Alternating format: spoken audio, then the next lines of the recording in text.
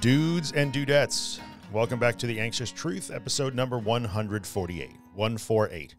Today we're going to talk about Generalized Anxiety Disorder, GAD. Everybody wants me to talk about GAD. What's the difference if you have GAD? How is it different if you have GAD? Is your book good for GAD? I hear about GAD all the time. So it's important. We are going to talk about it. I'm not minimizing it. It is important. We do need to talk about this. So we will today. We're going to talk about Generalized Anxiety Disorder, GAD, GAD. I'm going to just call it GAD. We're talking about what it is, how it is similar to things like panic disorder or agoraphobia, how it is different, how there are extra wrinkles, and how the approach that I'm always talking about fits in with that. So we are going to talk all about that. Before we do, you know what I'm going to do? I'm going to ask you to go check out the book that I wrote, which is also called The Anxious Truth, just like the podcast, a step-by-step guide to understanding and overcoming panic, anxiety, and agoraphobia. So if you would like more help than I can give you in a podcast or in my social media accounts, that would be a good option for you. You can find it on my website at theanxioustruth.com/recovery guide. It's a giant 70,000 word monster that is laid out in a logical sequence, like taking a course in how to recover from your anxiety disorder. So if you want to check it out, you can go ahead and do that. On the website, you can actually download all of chapter 1 for free as a PDF, and you can listen to all of chapter 1 as a free MP3. So go check that out if you want to do that. And if you have the book already and you are digging it and using it and loving it, then write me a review on Amazon. That would be awesome. It would help out in a big way. So thank you guys. I appreciate you doing that. Okay, let's go. Generalized anxiety disorder. What is it? It's a diagnosis. It's a label like panic disorder, agoraphobia, hypochondriasis, OCD, and all of its subtypes, all of that stuff. It's a label, right? It's a diagnosis that a clinician will give you. And often, which was pointed out by a friend and frequent collaborator, Josh Fletcher, it's sort of like the catch-all bin. If you're anxious and it doesn't fit into anything else, a lot of times they'll say, okay, you have generalized anxiety disorder. So it's kind of a catch-all. That is true. What does it mean? Well, I can tell you what people that are diagnosed with GAD or identify with GAD tell me all the time. And what that is, you're just constantly anxious. There's a constant simmering background anxiety all the time. There's often not panic attacks, or if they are, they're few and far between. But panic really isn't the big problem there. It's just a constant feeling of being agitated, a constant feeling of anxiety, a constant feeling like you're on the edge of possibly going toward panic. Something is wrong. All the symptoms are there. A lot of people have that twisted stomach all day long because of GAD, or they're just dealing with constant symptoms that are anxiety symptoms, and they know this. Most people with GAD will tell you that they are not afraid of their anxiety and that they're not avoiding things. So like whereas people with panic disorder or agoraphobics will avoid certain things, they might become housebound, they don't want to go to work, they don't want to drive, they don't want to be alone. People with GAD generally tend to just live their lives. So they will say, I'm not avoiding, I'm doing all the things. So I'm not avoiding. What's the problem here? But I'm just anxious all the time. They will tell me that they are not afraid of it, which I believe they are not. They hate it. They will admit that, which is fine. I would understand why you would hate it. It's a very uncomfortable way to live. And they will also say, and this is going to be some of the secret sauce in this episode, I don't know why I'm anxious.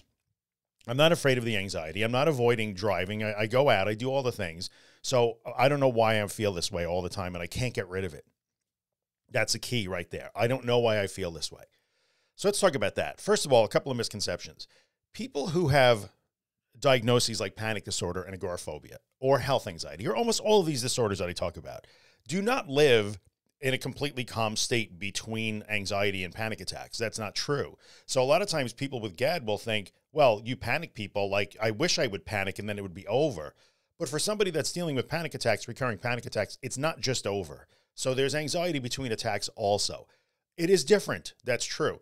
But if you're listening and you have generalized anxiety disorder and you're wishing that you would just have panic attacks, don't wish so much, because people who have panic attacks are also anxious between attacks, right? So let's just clear that up, because a lot of people, I think, are under that misconception. But with generalized anxiety disorder, there's two things at play that I really want to talk about here. One is that you do start to become not afraid of the anxiety in the same way that somebody with panic disorder really sort of interprets their anxiety symptoms and the thoughts as dangerous. Those people might think they're going to go insane, they're going to go crazy, lose control, they're going to die, they're going to have a stroke, a heart attack. We all know what that is. Whereas you probably don't have that exact fear like they do. That's also very common, but I'm not afraid of the anxiety. I just hate it. But in that case, all you want to do is get rid of it. So when the anxiety itself starts to drive anxiety, you do have similarities with people who have panic disorder and agoraphobia. And I'll just keep using those as the comparisons. So you do have similarities, right? The fact that you are anxious drives more anxiety. So that is true. So in that way, you are similar to your anxiety disorder cousins that have these other labels or diagnoses. However, it's not the same in that, yes, you can apply a lot of the same principles. So that's true. You can learn not to try to make the symptoms go away. You can learn to not react to them. You can learn to not try to solve them and figure out. And those are important words: solve it and figure out. These are things we're going to talk about in a few minutes here. But so your approach is generally the same. And the fact that you're still out and doing things and not avoiding and living your life, totally fine. Totally fine. But how are you living your life? This is where the secret sauce is for you. So you might not be in avoidance mode, but you are likely in problem solving, overthinking, underlying sort of personality traits and behavioral and cognitive patterns. You're in those modes. And even though you're doing the things while engaged in habits that generate anxiety. So that's where things start to differ. So yes, is the approach very similar? If you've got to the point where you are just now anxious because you are anxious, then yes, you have to learn to take a different, more non-reactive stance toward those feelings of anxiety, as opposed to, well, I'm just going to go to work, but I hate this. I don't understand it. Why is it happening? I can't get rid of it. I can't put my finger on it. I hate this. I feel like I'm going to boil over. You're constantly focused back on yourself and how it feels and how it feels and how it feels and how it feels and why, and why can't I get rid of it? You're going to have to get rid of that behavior. You have to start to break those cycles to a certain extent. That's part of it. That's part of it. Now, I understand the frustration, because when you hear me talk to people that are dealing with panic attacks or agoraphobia, and over time, as they do that, things do get better. But over time for you, even though you may be working really hard to do that, things are not getting better, and that makes you even more frustrated. I don't understand what's going on here. Why can't I find my GAD switch and turn it off? Here's where we get into the important part about generalized anxiety disorder. The underlying, and when I talk about, I use this term a lot, GAD drivers. Let me clarify that. I mean the habits, the behavioral and cognitive habits and traits that drive anxiety, that create anxiety, that generate arousal, cognitive or physical arousal. That's what I mean. I don't mean drivers in a car, because I know we talk about driving and driving anxiety and driving exposures all the time. GAD drivers doesn't mean people driving a car. I mean the things that are actually generating those anxious feelings. And a lot of people that are suffering with generalized anxiety disorder are not even necessarily aware that they are engaged in these habits. So it's particularly insidious. But here are some of the things when I throw them out there and I say, hey, we got to look at the underlying drivers here. And people will say, Drew, you never want us to dig for the root cause. But I'm not talking about a root cause. I'm not talking about a traumatic event. And there may be. People with GAD have lived traumatic lives sometimes. I'm not discounting that. And as always, let me be very clear. If you have come from a traumatic or abusive background, you got to deal with that too, right? You got to deal with that too. I'm never discounting that.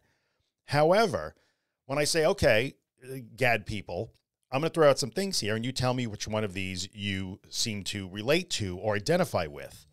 Perfectionism, fear of failure, people pleasing, problem solver, smartest guy in the room, hyper responsibility. I have to handle everything. I have to be in charge. I have to know. I need certainty. I'm an overthinker. I'm an overplanner. People with GAD will start to jump up and down and wave their hands and say, oh yeah, but that me.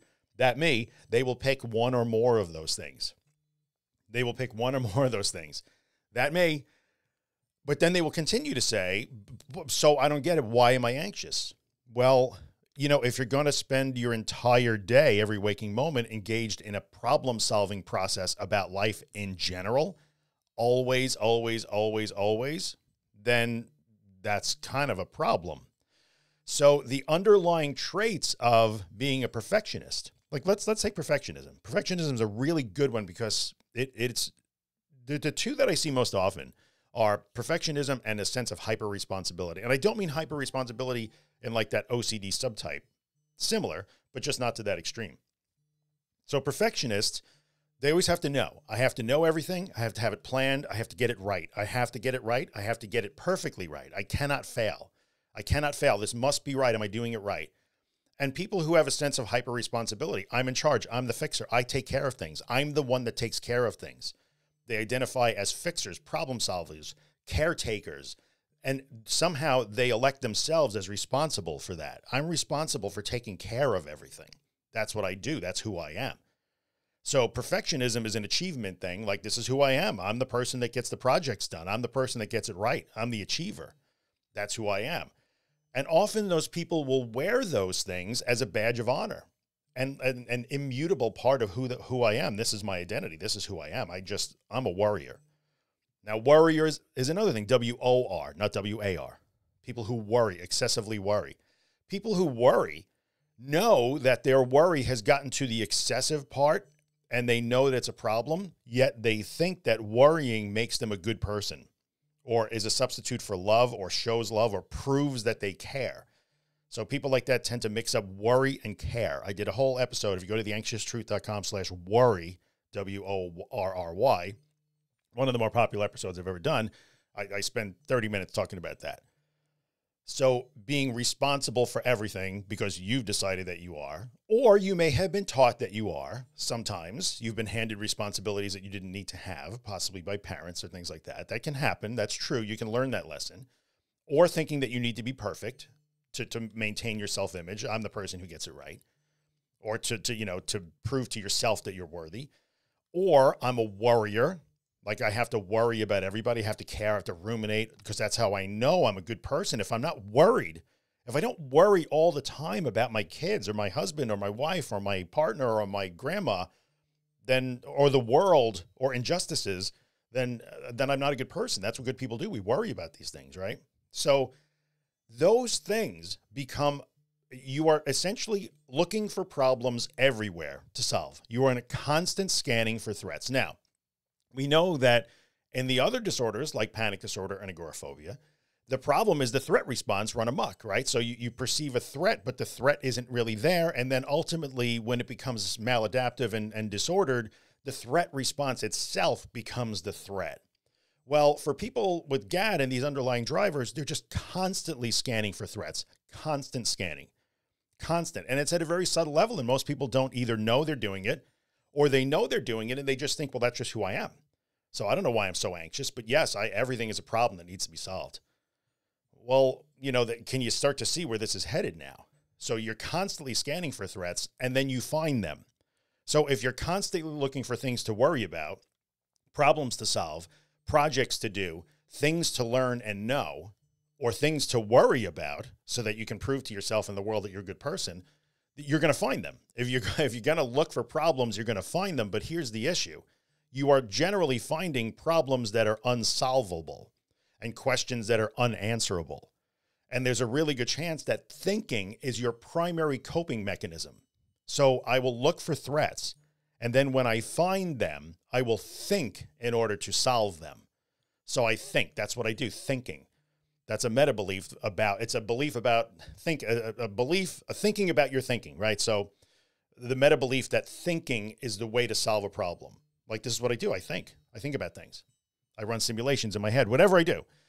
And if that is your primary coping strategy, you look for threats, whatever they may be, emotional, mental, physical, it doesn't matter what they are. Financial threats, career threats, relationship threats, health threats. You look for them all the time. You find them. You try to know the unknowable, answer the unanswerable, or solve the unsolvable. And you try to do it by thinking. And so when you find a threat, there's an arousal response, because a threat response is real. We know this. That's not news. So if you find a threat, you're naturally going to have a little bit of anxiety arousal, probably pretty low at first. You don't even notice it. And then you try to solve that by thinking, and you are trying to solve an unsolvable problem.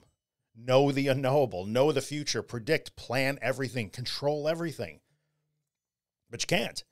So now you have a problem that you found that you think you can solve by thinking, and then you can't. It becomes an unsolvable problem. Now the arousal level goes up. Now I have a problem that's a bigger problem because I can't find a solution to this. I can't control everything. I can't worry about everything. Worrying isn't changing anything, but I keep doing it anyway. Planning has its limits. I can't plan everything. I can't control everything. I can't get everything right all the time. I cannot fix every problem, right? So it becomes unsolvable. Now your anxiety level rises a little bit more. And since your primary mechanism for problem solving is to think, what happens? Well, now I have a bigger problem that I have to solve this bigger problem now. I have a problem, then I have a problem about a problem. And how do I solve problems? I think. Go back to step one. Start thinking again. But that doesn't work. And boom, the fire is lit and it burns. And the fire is the anxiety. That's the fire. That's it. I have a problem, an unsolvable problem, and I'm trying to solve it over and over and over. Not only do I have one unsolvable problem, I have about 1,000, right? I got 99 problems. Thinking is all of them. That would be the new song. I have 99 problems and thinking is all of them. So in the end, that is what starts to drive generalized anxiety disorder. And I've had some super smart people who've taught me this stuff. Like, this is not necessarily a mystery. Now, listen, I can't claim that I can describe every single human being that has the label generalized anxiety disorder. But it's important to understand that when you decide, well, I'm just anxious all the time, I don't fear it. Well, you kind of do, because in a way, your fear just expresses as, I need to get rid of this. I don't think it's going to put me in the hospital, but I hate it and it's ruining my life. And if I wake up tomorrow anxious again, I'm going to lose my shit. Well, that's fear. You're anticipating it before it ever happens. You're creating more of it. So now you have two fires burning, or really two sources of fuel for one fire. You have the thinking fire, and now you have the, I'm afraid of the results, or I hate the results of all this thinking. You light a fire, and then you hate that there's a fire lit, so you pour more gas on the fire to put it out. You keep thinking, that's fuel for the fire, and then you hate the result. You hate the resulting fire, and hating the resulting fire and wishing it away is more fuel for the fire. So it's a particularly insidious process, especially when you just feel that this is the way you are. I am a worrier, I'm a ruminator, I'm an overthinker, and especially if you wear those labels as a badge of honor or an achievement of some kind. Yep, that's me, I'm an overthinker. Well, most people that are overthinkers really don't want to be, but somehow they become identified as overthinkers or worriers. Yeah, I'm a worrier. I'm just a big worrywart. I worry about everybody. Okay, but you don't have to do that, and it's actually causing your problem, or it's at least contributing to this problem. You have to recognize that underlying pattern, that GAD driver. I keep using the phrase GAD driver. So what do we do about this? All right, we got two things. You're similar to your anxiety disorder cousins in the fact that you have to start to really modify the way you react to the anxiety itself. And you may already be working on this. If you're listening to this podcast, I think there's a really good chance you're now beating your head against the wall and saying, hey, Drew, I've been doing this now for a year, 6 months. I'm listening to you. I read your book and nothing's changing. So I'm already doing that. That's good. But the second thing you got to do is really look at those underlying traits. Are you a card-carrying perfectionist? Are you a proud, worrying mom? You know, are you a caretaker? Are you a people pleaser? Are you the person that is responsible for everything? If I don't do it, who's going to do it? I got to do it. Only I can do it the right way.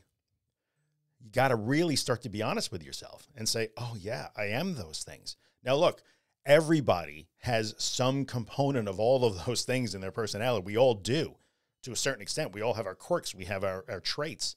That's true.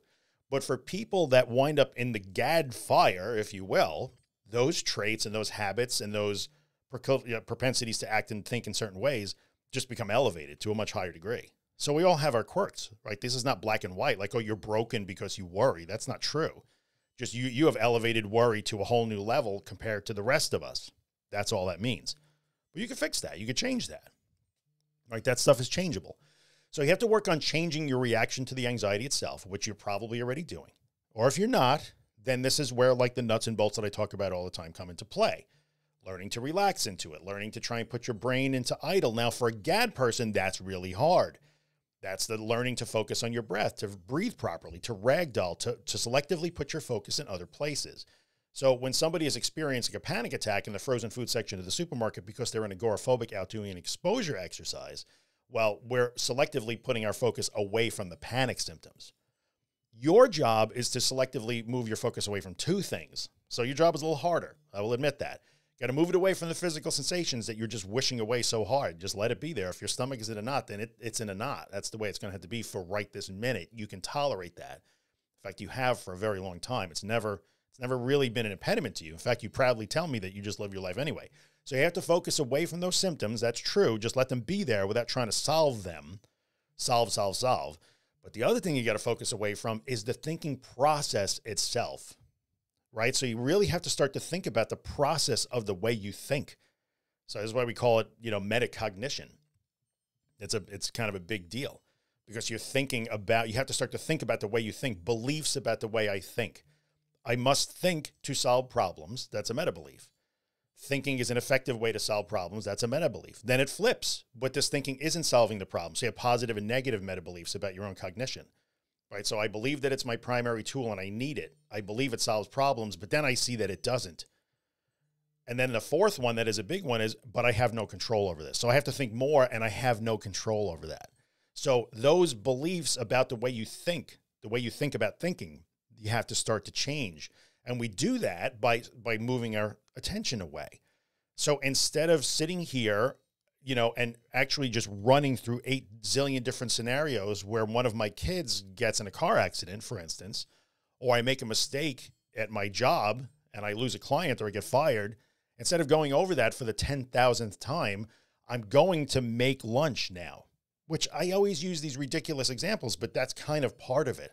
I'm going to read this book now. I'm going to relax my body. I'm going to breathe and I'm going to go here and engage in this activity. So it's sort of a gentle reassignment of your focus. And at first that's going to be really hard and you're going to suck at it. Just the same way that the person with panic disorder really sucks at trying to focus away from the fact that their heart is beating 180 beats per minute. Like that ain't easy. So I'm always going to acknowledge that. What I'm telling you here is not easy work at all, but it's okay for it to be hard work. You can do hard work.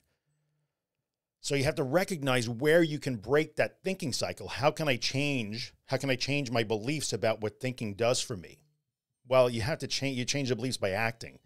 So instead of worrying or planning, I've planned the family vacation. We have our flights, we have this, we have that. I'm done. I got nothing else to think about. I can't do any more. So thinking more about the family vacation is not really going to help me. Right? If I've already taken care of, the kids as best I can right now, they're in bed. There's nothing more that I can do.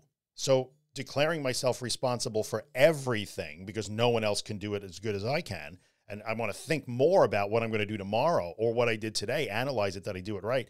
Oh, that's right. I'm in the thinking cycle. So I'm going to have to drop that. I'm going to have to paint a picture, do some paint by numbers, a puzzle. I'm going to watch a movie and your attention will be drawn back to the thinking and the worrying and the planning and the obsessing. It will be drawn back to that over and over and over. You just have to keep moving it back to the puzzle or whatever it is you're working on, taking your walk, listening to your music, whatever, being in a conversation with your partner or a friend or eating your dinner or cooking your dinner, whatever it is. And over time, first of all, that's incredibly uncomfortable because especially if you're dealing with things like, hyper responsibility, you're the caretaker. If I don't think about this, everything's going to fall apart. Well, you kind of have to let everything fall apart then. Go ahead, let it. And then you'll start to see that it doesn't. And even when things do change and pop up, you're capable of handling them in the moment. You can make an action plan. You can have that plan ready. And then if you need it, you execute your plan. It doesn't require 24/7 cognition about that plan or worrying about if something comes up, right? So it's going to feel really uncomfortable to stop thinking because to you, thinking is protection. Thinking is safety. Thinking gets you certainty, but it never does. So you have to keep thinking. Then you get crazy because you can't find certainty in your thoughts, right? You're trying to answer. It always comes back to, I'm trying to know the unknowable, name a lot of times the future. I'm going to try to answer the unanswerable. I'm going to try to solve the unsolvable. And really, it's not about those solving or the knowing or the certainty itself. It's about the belief that you can actually do that. That's the problem. So that's why we're not worried about the particular thing that you're thinking about. The thing you're thinking about isn't it. Stop thinking about that. It's a silly thing to think about. It may very well be, that's true, but it's not the thing itself. It's your style of thinking overall. So you're not targeting the individual worries. Well, I'm very worried that one of my kids will get in a car accident. Okay, that's, you know, that's a legitimate worry to a certain extent. Nobody wants that to happen. But it becomes an excessive worry, right? Excessive worry when you take it to the nth degree.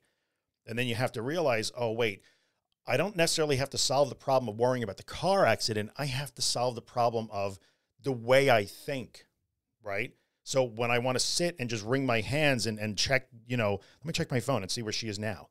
She, you know, you make your kids share the locations on their phone so you can see, is it moving? Is she still on the highway? Is everything? Instead of doing that, you're going to have to move your attention somewhere else. That will feel uncomfortable. It will feel unnatural. It will feel vulnerable. It will feel irresponsible and reckless. It will feel all of those things. But over time, when you discover that whether I worried about it or not, you know, my daughter, Sally, whoever, made it to her location, or heaven forbid she's in a car accident, you know, me not worrying about it didn't change that or not. Now I have to deal with that when it happens, right? So trying to find safety, certainty, right? Firm ground, like assurance in your thoughts is a never-ending battle that in the end fuels that anxious response in your body. And then that fire just burns, because if that's what you're going to do all day long, what do you think the response is going to be? You're going to be anxious. Then you discover you can't get rid of it. Now you hate these sensations and you hate the way you feel and you hate the way you're thinking. And then you add more fuel on the fire by hating it and trying to find a switch. But meanwhile, the switch is right in your head. Part of it is the switch that turned it on is that idea that I can think about fixing everything. Fix it, solve it. So that's how GAD is similar to the related, you know, the other anxiety disorders. Like they're similar to it, but in the approach where you have to learn how to change your reaction to the anxiety feelings itself, but it's also different because you have a wrinkle there. You have an underlying, you have drivers. So you could keep learning to try and put out the symptom fire and the feeling fire. I'm going to meditate. I'm going to relax. I'm going to do yoga. I'm going to take pills, whatever it is. But you keep the fire burning every single day in the way that you live. And I don't want you to hear that as me telling you, well, your anxiety is your fault. You're not choosing to do that. Nobody chose to do this. You just got into some bad thinking habits for a variety of reasons, some of which may have been conditioned in your childhood. That's true. Your experiences, all of those things. We incorporate all of those things into our thinking style. The lessons we learned as children from our parents and important people in our lives and teachers and authority figures. We learn those lessons by making mistakes and being punished, or doing things right and not being rewarded, right? Or having people just hand us responsibilities that should have never been handed to us. So we can learn those things. Those things are not your fault. You didn't just decide to do that. But sometimes we take on these things and we build these thinking styles, and somehow we are confused into thinking that, oh no, this is good. Worrying all the time means I'm a good person. Being a perfectionist is a good thing. Like, look at me, I'm a perfectionist, man. I got to get it right. There was once upon a time a person in my Facebook group, I don't know if she's there anymore, you know, of course, would never say the name, but, you know, who insisted that, like, hey, you know what? This stuff is never going to work for me. You know why? Because I'm just a super fast thinker, man. Like, I just think faster than everybody else. That's just the way my brain works. Like, oh, okay. And that was clearly a boast, like, for her. That was a boast. I think faster than everybody else. So I can't do this. What am I supposed to do? Like, slow down for the rest of you? Oh, okay. But, you know, months later, coming back around to conversation that said, yeah, I mean, this whole fast thinker thing is kind of hurting me. And so she ultimately did come around to understanding, like, you know, now how do I change it? That's a struggle, of course, for her. Like, it's changing those thinking styles is really difficult for everybody. It's not easy. It's a hard work. But when she came to the realization, it changed things. I had another person, a lovely person in the group who, same thing. I don't understand why I'm anxious. I don't understand why I'm anxious. And then made the statement, which was a light bulb statement for her. Like, not only am I worried about going to the movies with my husband, but I am also worried about where we're going to park the car at the movies 4 hours before we even walk out the door. Oh, and then she had that, like, oh, that's what you mean. Like, yes, you are spending a tremendous amount of mental and emotional energy worrying and planning this trip to the movies that most people don't think about until they actually get to the movies. So let's acknowledge for a second that there are positive parts of being thorough. There's nothing wrong with being a thorough person, being detail-oriented. Some people are detail-oriented. Some people are not. I'm not a big detail guy. I'm a big picture guy more than anything else. And so therefore I need people in my life that are detail oriented, and the detail oriented people need people like me. So we all work together. It makes things great, right? So there are good things about all of these traits. But like anything else, anxiety is a normal part of being human until it gets disordered and distorted and twisted, and then it's a problem. So being detail-oriented, being good at your job, whatever, liking to learn, being a good learner, being a kind person, all good things until it gets magnified and twisted and disordered. And then it's a problem, like anything else. A slice of pizza is a beautiful thing. 16 slices of pizza a week is a problem. The same rule applies here, right? So that is the deal. We're 30 minutes into it. I mean, look, we're talking about this more. I'm going to talk about some health anxiety stuff too, because they're very similar. So for those of you who have asked the question, how does this apply to GAD? What is this, does this work for GAD? Yeah, it does. But you also are going to have to really look at these underlying, thinking habits and behavioral habits and personality traits, all of which are changeable. I'm not telling you can become a brand new, different person. We don't want you to. Like, it's good to be you. But the things that are problematic can be worked on. People who have anger issues, we accept that. You can go to anger management class and learn new ways to deal with anger, right? So same thing goes true with this. You can learn new ways to think. It ain't easy, but you can do it. So that's how it's the same, and that's how there's an additional thing. You got to learn how to deal with your anxiety symptoms a little bit better than trying to solve them and make them go away and get away from them. That's true. So acceptance and all of those things is all part of it. It all comes back to that in the end. But you also have to accept the errors in your thinking, or at least the less than optimal styles that you use in thinking and problem solving and bringing on problems. And you got to start to work to gently change your focus away from that problem solving and knowing and worrying and ruminating thing to other places, and learn that you can tolerate that discomfort. You'll feel uncomfortable for a little while, but then nothing bad happens. Or you handle everything that does come up, even though you didn't think about it for 72 hours ahead of time. That's how you learn that, oh, I didn't have to do that. Okay, I don't have to do that. And trust me, I know people that have been gripped with GAD for years. And a couple of months down the road, when they start to understand this and we talk about it, and then, oh yeah, hey, I feel a lot better now. I'm not great. I'm still not perfect, but it is definitely getting better. I'm seeing this. I'm making changes, and it's working. So I promise you that there are ways out of this. You just have to start to look at these underlying things also. You cannot just do exposure for GAD. I mean, yeah, in GAD, your exposure is, I'm going to do a crossword puzzle instead of checking my work report for the 77th time before I hand it in. That's your exposure. That's your exposure to being uncomfortable, unsure, vulnerable, reckless, irresponsible, and then everything winds up okay anyway. And you discover like, oh, that wasn't so bad. I could do that again.